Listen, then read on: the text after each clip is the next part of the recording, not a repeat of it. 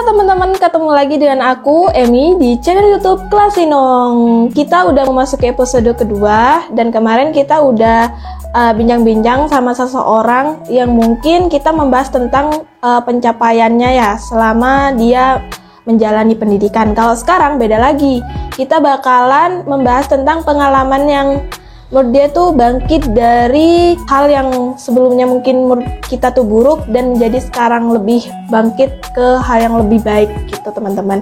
Dan kali ini nggak jauh-jauh lagi, ini adalah teman aku ya, teman aku juga di kampung, teman aku waktu sekolah juga. Dan langsung aja kita sambut bintang tamunya. Check it out. Kita langsung aja sambut bintang tamunya. Ini adalah teman aku di kampung juga. Kita udah sempet ngobrol-ngobrol singkat tadi, dan kita langsung aja perkenalan langsung. Mungkin barangkali penonton dari Kelas Inong banyak yang belum kenal sama Kak Lufna ini. Boleh salam-salam dulu, sapa-sapa dulu buat penonton Kelas Inong. Halo semuanya, kakak-kakak, untuk subscriber dari channelnya Mas Inong sama Mbak Uyung. Yes, ya.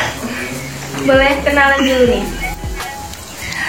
Oke, perkenalkan, aku Lufnatul Awalia, biasa juga dipanggil Lufna. Aku dari Pulau Kangean, temennya Uyung juga, dan sekarang menempuh pendidikan di Yogyakarta. Yogyakarta. Oke, sekarang kesibukannya Kak Lufna apa nih? Kalau untuk kesibukan sehari-hari sih, saya masih kuliah daring dan juga kerja sampingan, part time, Kak. Posisinya Kak Lufna sekarang di mana? Sekarang lagi di Jogja. Walah, sehat ya Kak ya, jaga kesehatan di sana. Oke, kita langsung aja ya ke to the point pembahasannya. Kak Lufna tuh kemarin sempet ngobrol-ngobrol sedikit bareng aku. Dia juga ceritalah tentang gimana dia bisa bangkit dari masalah broken home. Nah, di sini Kak Lufna bisa ceritain biar teman-teman juga di luar sana barangkali bisa termotivasi juga dari ceritanya Kak Lufna. Boleh diceritakan sejak kapan sih Kak Lufna mengalami masalah broken home? Dari usia berapa? Baik Kak, untuk masalahnya sendiri itu Lufna mengalaminya sejak usia remaja, mungkin usia 12 tahun sampai SMA kelas 3, sekitar usia 17 tahunan.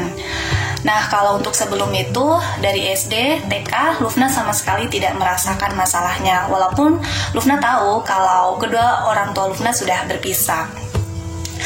Kalau untuk masalahnya ya, mungkin karena omongan orang, kebanyakan omongan orang yang mengatakan bahwasannya Lufna berasal dari keluarga broken home dan orang tua Lufna sama sekali tidak ingat keberadaan Lufna gitu. Kadang hal itu yang terngiang-ngiang di telinga Lufna, dan juga yang membuat Lufna kadang merasakan sakit gitu ya. Bukan hanya dari mereka yang mengatakan hal tersebut, tapi dari pihak keluarga Lufna sendiri gitu. Hal itu berlanjut sampai Lufna SMA, sampai Lufna merasakan, Lufna menyalahkan keadaan. Kenapa dulu orang tua Lufna harus berpisah gitu ya? Lufna tidak bisa menerima keadaan dengan cara Lufna misalnya dimarahin, terus ibu Lufna ya kadang ya karena mentalnya terbilang kurang matang. Ketika marah biasanya sering nih ya Kak, kebanyakan kan orang tua gitu ya, mencaci atau apa gitu ya. Kadang Lufna marah gitu, Lufna nggak terima, Lufna ngelawan, membantah kadang ya. Ya dengan cara bantahan tersebut bukan berarti orang tua Lufna langsung sadar gitu, enggak. Justru dengan hal tersebut orang tua Lufna makin menjadi-jadi kalau marah. Ya, biasanya Lufna juga semakin menjadi-jadi dulu karena Lufna nggak menerima keadaan yang ada. Berarti tipe karakter orang tuanya Lufna, ibunya Lufna itu temperamental ya, maksudnya gampang emosian mungkin. Betul, dan juga gampang menerima apa ya, mungkin ada isu sedikit mengenai kamu, mungkin orang tua Lufna tuh langsung menyerap, tidak menanyakan keasliannya itu seperti apa dan lain-lain. Nah, Lufna pernah nggak sih merasakan hal yang paling buruk, mungkin kayak paling depresi berat, mungkin apakah pernah aku yakin, maksudnya ada lah ya beberapa kasus anak yang korban dari broken home, ada yang sampai mereka tuh mencoba untuk bunuh diri karena saking nggak kuat mentalnya mereka, karena dari dia tidak sering diperhatikan oleh keluarganya dan lain-lain, dia tuh yang mencoba untuk bunuh diri. Kalau Lufna pernah nggak sih merasakan ada di momen seperti itu atau gimana? Kalau selama Lufna merasakan ya Kak, dari Lufna SD sampai SMA, Lufna tidak pernah memiliki niat untuk bunuh diri, sama sekali tidak. Walaupun mungkin Lufna sering nih komunikasi sama anak-anak yang juga korban broken home. Mereka mengatakan, aku kalau jadi kamu, misalnya ya, dan kalau aku udah broken home, kedua orang tuaku sudah pecah, mending aku nikah atau apalah, istilahnya itu mempersingkat hidup gitu, tidak mau berjuang lagi. Kalau Lufna nggak ada kepikiran seperti itu dulunya pas SD sampai SMA bunuh diri, tapi pas sudah memasuki usia 19 tahun ke 20 tahun itu baru kerasa gitu Kak, setiap omongan yang dikatakan oleh tetangga maupun keluarga Lufna itu sepertinya membunuh mental Lufna banget. Jadi Lufna pernah sempat berpikir mending mati saja, tapi tidak untuk bunuh diri ya Kak, tidak pernah berpikir ya, cuma kayak terbersit untuk mencoba hal itu maksudnya. Iya. Gitu. Kenapa aku nggak mati saja gitu? Pernah berpikir seperti itu. Nah kan katanya juga tadi ceritanya juga Kak Lufna tuh sempat berat badannya turun, juga kayak, nah itu Kak Lufna kenapa kok bisa sampai seperti itu? Itu tuh pas saya memasuki usia 20 tahunan, baru kemarin ini, karena ada beberapa masalahnya juga berasal dari keluarga Lufna Kak, ada juga dari teman, lingkungan, dan juga dari masalah percintaan lah kasusnya ya, namanya juga masih lah gitu ya, biasa anak muda muda. Di situ tuh kasusnya campur tiga. Seandainya mungkin ya salah satunya ya mungkin Lufna nggak depresi karena sudah terbiasa dapat masalah seperti itu, tapi karena ketiganya bareng, karena tiga hal ini support sistem hidup nggak sih Kak? Kalau misalnya betul, iya betul. Kalau yang tiga unsur ini semuanya baik-baik aja, kita tuh bahkan happy lah, maksudnya kayak ya senang banget, mood bagus setiap hari. Tapi karena tiga-tiganya semua guys, aku aja jujur ya, kalau salah satunya aja kadang nih, kalau salah satunya aja ada yang bermasalah dari tiga ini, aku tuh kayak yang down, kepikiran, kadang sampai sakit gitu. Tapi kalau Lufna ini masih tetap tegar. Nah, boleh nggak diceritain gimana sih Kak Lufna bisa bangkit dari hal itu gitu? Adakah support system seseorang yang menurut Kak Lufna, inilah yang membuat aku jadi semangat selama ini, apa gimana? Boleh diceritakan? Ya Kak, kalau untuk support system pasti tentunya ada, setiap orang pasti punya support system masing-masing, entah itu keluarga, teman, dan lain-lain. Kalau untuk keluarga sih Lufna dari dulu emang orangnya tertutup di dalam keluarga. Kalau sama teman-teman terbuka. Jadi adalah salah satu teman yang mungkin tempat curhat sebenarnya sih. Ya juga dia juga penyemangat Lufna untuk menceritakan permasalahan yang Lufna alami waktu itu. Untuk bangkit sendiri itu Lufna nggak tahu kenapa ya, setiap Lufna punya masalah pasti ada saja jalan keluarnya, baik itu lewat dari orang atau lewat dari kata-kata saja Kak, lewat dari buku yang Lufna baca atau lewat dari status media sosial. Jadi waktu itu Lufna scroll IG kan, nah di sana itu Lufna benar-benar sudah down banget Kak, sampai Lufna itu berpuasa media sosial. Lufna sampai pergi ke ke lembah nenek, di sana tidak ada sinyal sama sekali untuk menenangkan diri gitu, berpuasa dari media sosial lah pokoknya. Di kata-kata tersebut Lufna bertemu akun psikologi yang mana memberi rumus untuk memanajemen emosi kita, memanajemen mental kita. Jadi kenapa sih Lufna kok bisa depresi hari ini? Ya karena Lufna itu mengalami ketakutan, mengalami kemarahan gitu. Jadi bagaimana cara mengatasi marah tersebut? Ternyata ya Lufna harus bisa berdamai dengan diri Lufna sendiri dan tidak memaksakan kehendak. Kalau misalnya Lufna mau marah ya marah, silahkan, asalkan jangan sampai marahnya itu diluapkan ke hal-hal yang salah atau ke banyak orang gitu Kak.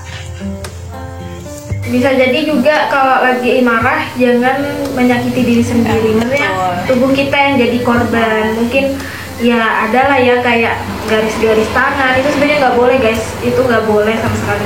Apapun masalahnya, kamu tuh jangan menyakiti diri sendiri, jangan menyakiti orang lain juga. Amarahnya gitu jangan seperti itu. Jalan satu-satunya adalah mungkin curhat, cerita gitu kan, dan mungkin kayak lebih mendekatkan diri kepada Tuhan, minta solusi dan lain gitu. Nah, kalau Lufna mengalami hal itu, keluarga nggak, tentunya mungkin ada lah ya beberapa keluarga sadar nggak sih kalau Kak Lufna tuh lagi down, lagi apalagi udah kelihatan secara fisik Kak Lufna tuh udah kurus, itu ada nggak sih beberapa keluarga atau anggota keluarga Kak Lufna yang kayak menanyakan Kak Lufna tuh baik-baik aja apa enggak gitu? Enggak sih Kak, soalnya dari Lufna sendiri tuh kalau misalnya ada masalah juga ya, kalau di depan keluarga itu merasa tegar, itu udah Lufna lakukan sejak dulu gitu, sejak Lufna kecil gitu. Kalau keluarga nggak ada yang tahu itu ya cuman beberapa teman-teman dekat Lufna gitu. Hanya orang-orang terdekat Lufna berarti lebih percaya diri di luar keluarga, maksudnya kayak ke teman-teman gitu. Soalnya kan teman-teman juga mungkin ada yang merasakan hal yang sama, jadi ya udah satu frekuensi dan lebih aman juga, nggak ada emosional mungkin. Iya. Nah, Kak Lufna berarti sekarang kondisinya baik-baik aja, maksudnya lagi baik kan, maksudnya udah gimana? Apa masih merasakan ada bekas-bekas mungkin trauma emosi dan lain-lain apa gimana? Kalau itu sudah sama sekali tidak ada Kak, karena Lufna juga pernah membaca bahwasannya trauma itu sebenarnya tidak ada. Trauma itu ya diciptakan diri sendiri. Jadi setiap hal yang nggak baik di belakang, di masa lalu, cukup ambil hikmahnya saja gitu. Jangan sampai kita berlarut-larut di dalamnya. Ya walaupun ada beberapa orang yang seperti itu gitu. Kalau misalnya Lufna berpikir dulu tetap memilih jalan depresi atau trauma, ya Lufna tidak akan ada hari ini, karena depresi itu benar-benar berat Kak. Sempat berpikir mengakhiri hidup dan segala hal, tidak bisa tidur, banyaklah pokoknya yang dilewati. Tapi karena berjuang untuk bangkit, hari ini masih ada hari esok, dan masalah-masalah masih ada di hari esok, mungkin lebih besar gitu. Jadi ya harus tetap kuat. Kak Lufna, kita bahas tentang pendidikan Kak Lufna. Katanya Kak Lufna kuliah di Jogja ya Kak? Dan jurusan Kak Lufna apa? Saya jurusan Ilmu Komunikasi di Universitas Ahmad Dahlan Yogyakarta. Kenapa sih ngambil jurusan itu? Apakah disuruh orang tua atau mungkin pilihan sendiri? Itu pilihan sendiri Kak, nggak ada unsur campur tangan orang tua, karena orang tua Lufna sendiri itu tidak paham pendidikan. Jadi ya misalnya Lufna pengen ini ya monggo gitu, kalau misalnya Lufna mampu ya silahkan. Orang tua Lufna nggak menggiring Lufna harus ambil jurusan ini nih, Lufna harus ambil fakultas ini, nggak ada gitu. Jadi ya itu karena kemauan Lufna. Yang penting Lufna suka sama jurusannya, Lufna sanggup untuk menjalani juga sesuai dengan passionnya Lufna. Nah, oke, guys, kan Kak Lufna ini kuliah di Yogyakarta ya Kak Lufna. Nah, kemarin aku sempet tahu atau sempat viral juga di TikTok ya, ada beberapa konten yang lewat di FYP aku kayak ngebahas tentang keliti. Nah, keliti ini apa sih Kak Lufna? Dan kemarin juga ada yang bilang sebenarnya katanya bener ya, Jogja itu tempat yang memang super murah, apa-apa di sana murah.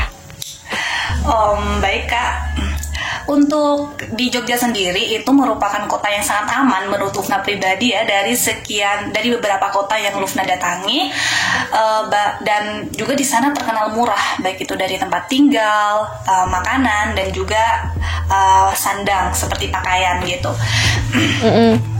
Untuk tingkat keamanan juga sama seperti itu Kak. Cuman kemarin ada beberapa kasus ya kelitih mungkin sempat terdengar juga di luar kota Jogja.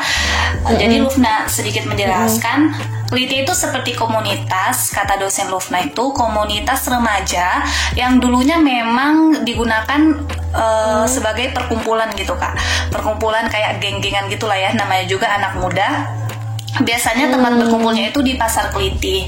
Cuman semakin tahun ke tahun Keliti ini justru berubah tujuan gitu. Jadi perkumpulan remaja, siapa remaja yang bisa membunuh orang, dia akan dijadikan ketua komunitas gitu. Dan sepertinya Keliti ini komunitasnya bukan hanya di Jogja, tapi di luar Jogja mungkin, dan memiliki nama yang berbeda gitu kan. Soalnya ya ada waktunya gitu, setahun itu sekali, dan mereka itu rapi Kak. Kayak misalnya tahun ini ya kelitihnya ditangkap, tahun depan ada lagi gitu kan ada kayak ada keturunannya gitu nggak sih, pembinaan khusus gitu. Kayak memang mungkin terstruktur gitu kali ya komunitasnya ya, kayak yang ada. Mungkin Keliti itu nama secara umumnya, tapi di dalam Keliti itu mungkin ada geng ini. Jadi banyak. Aduh, katanya benar nggak sih kalau korbannya itu nggak mandang korban, maksudnya nggak mandang orang, mau asal bacok aja random gitu ngebunuhnya, bener nggak sih? Iya Kak, bener. Jadi pas kemarin Lufna terakhir kali di Jogja tahun 2020 itu, dan kejadian itu sekitar tahun 2019 akhir bulan, itu dari berbagai usia, mau itu perempuan, laki-laki, anak-anak, remaja, dewasa, semuanya dibunuh gitu. Dan herannya Keliti ini, mereka itu tidak mengambil barang yang kita bawa. Kalau begal misalnya ya, mau mengambil HP atau uang. Nah, kalau Keliti tidak mengambil sama sekali, cuman ngebacok aja gitu. Itu harus sampai mati apa gimana? Apa cuman kayak melukai saja? Apa harus mati nih orang ini, gimana? Pokoknya ngebacok lah Kak. Entah itu ada yang mati atau ada yang enggak. Soalnya kemarin itu ada juga yang sampai mati, ada juga yang nyawanya masih tertolong gitu. Ih, ngeri banget ya guys, ternyata yang sebenarnya aku tuh kayak ada agak ragu lah ya mau. Sebenarnya aku tuh cita-citanya mau ke Jogja juga, Kak Lufna mau ke Jogja, kayaknya di sana murah-murah gitu, pengen ke sana, penasaran. Nah, tapi setelah mendengar kata Keliti, istilah Keliti itu kayak rada-rada parno gitu kan. Tapi katanya beneran cuman dari jam 12 malam sampai jam 12 malam ke atas gitu katanya, benar? Iya, kalau dulu munculnya jam 12 malam. Enggak juga sih Kak, enggak 12 malam. Soalnya kemarin kasusnya malah banyak yang pagi. Kata dosen Lufna itu serius? Biasanya iya. Berarti nggak cuman malamnya tok. Pagi, siang, malam itu ada Ya ampun, ngeri beritanya. Ya Allah, ngeri banget sumpah. Ih, Kak Lufna, hati-hati. Kak Lufna sekarang ada di Jogja, hati-hati Kak. Teman-teman yang sekarang mungkin nonton ini, yang posisinya ada di Jogja, hati-hati teman-teman. Kita nggak tahu bencana bisa terjadi kapan aja gitu. Kalau sekarang sih, Lufna, gimana Kak? Gimana? Lanjut. Kalau sekarang sih mungkin ya, karena kemarin itu sampai dari pihak presiden turun tangan tentang Keliti ini. Juga dari Kesultanan Yogyakarta, nggak tahu ya, sudah tidak terdengar lagi berita-berita tentang Keliti. Tapi ya di sini saya menegaskan untuk tetap hati-hati ya, walaupun mungkin Jogja itu sangat aman, tapi dimanapun tetap hati-hati gitu. Betul. Nah, kita langsung aja closing ya Kak Lufna. Nah, Kak Lufna mungkin ada nih pesan-pesan yang Kak Lufna pengen sampaikan ke teman-teman mungkin yang sekarang situasinya mungkin lagi di masa mau bangkit dari masalah broken home. Ada nggak sih pesan-pesan mungkin kata-kata motivasi lah buat mereka gitu, teman-teman yang di luar sana? Untuk teman-teman di luar sana yang juga merasakan hal yang sama, terutama dari keluarga, karena kita tahu bahwasannya harta yang paling berharga itu adalah keluarga. Misalnya keluarga kalian mengalami perpecahan, jangan putus asa. namanya hidup harus tetap dijalani. Kalau misalnya masalah tersebut menghampiri teman-teman dan juga menghampiri saya, berarti teman-teman dan saya itu kuat. Karena apa? Kita perlu diingat, tidak ada masalah yang tidak ada jalan keluarnya. Jika masalah itu ada di kita, berarti kita mampu untuk melewatinya gitu. Berarti kita adalah orang-orang yang spesial gitu, dipilih Tuhan untuk mendapatkan ujian seperti itu, teman-teman. Nah, aku berharap teman-teman yang menonton ini bisa mengambil hal positif dari apa yang Kak Lufna ceritakan gitu. Nggak sepenuhnya keluarga Kak Lufna juga benci Kak Lufna, tidak. Hanya saja mungkin waktu itu ya ada ya gimana ya, emosional setiap orang tuh beda-beda, mungkin bingung untuk cara mengatasi atau kayak mencurahkannya gimana, jadi ya imbasnya mungkin ke anak, mungkin ke orang lain dan lain-lain. Tapi hal kekerasan dalam, atau mungkin aku sampaikan, kekerasan dalam keluarga itu nggak boleh, itu nggak baik. Yang harus diutamakan adalah kepentingan kesehatan mental, itu yang paling perlu diperhatikan gitu, teman-teman. Nah, kita langsung aja closing. Oke, Kak Lufna, terima kasih waktunya udah menyempatkan waktu untuk jadi narasumber kali ini. Moga aja dari ceritanya Kak Lufna banyak orang yang termotivasi untuk lebih bangkit lagi dari masalah-masalah yang ada gitu. Oke, teman-teman, buat kalian yang juga pengen ceritanya dibahas di sini atau pengen jadi narasumber, boleh kok. Kalian bisa komen atau kalian bisa DM aku. Bisa email juga, nanti aku taruh di deskripsi box. Dan jangan lupa kalian untuk like, komen, dan subscribe jika video ini menghibur. Dan see you next time, bye-bye.